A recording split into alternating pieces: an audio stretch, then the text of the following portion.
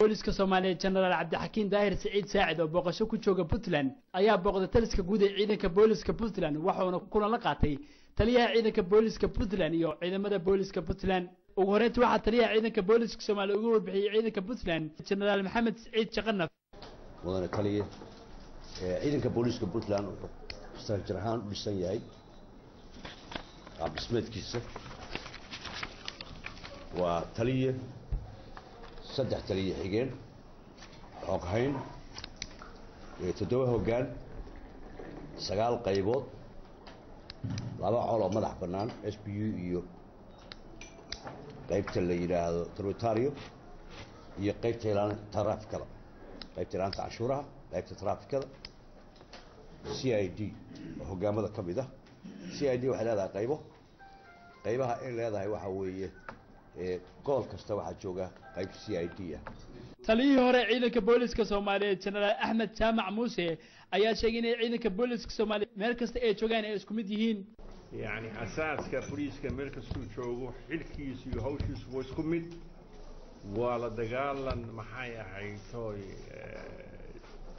ilaalinta shacabweynaha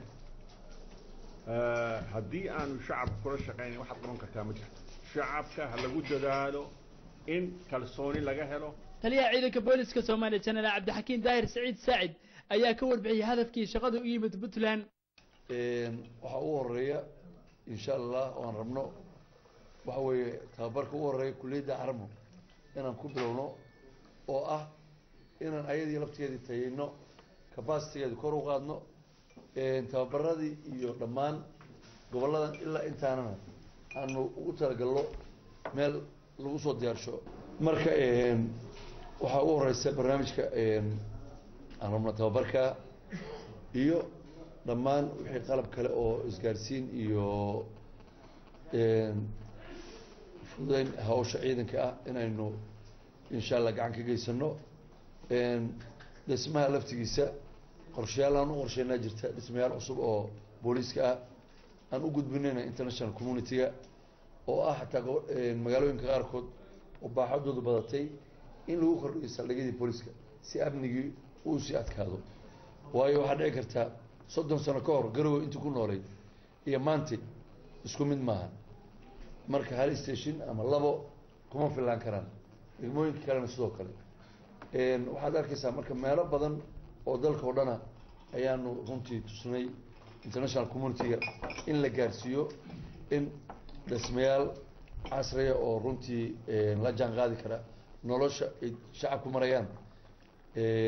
waxaan rajaynaynaa ilaa 40 station oo cusub oo dalka oo dhana ayaan gudbinay oon rajaynaynaa iyadana inay dhowaan la soo ogolaado wasiirka amniga noogu soo tagnay wafdigu horeeya imaanaya assessment-ii ku sameynayay waan u gudbinay inta meeloodoo runtii aan isleenahay dadkeedu iyo waa bateen iyo baaxadda booliisku aan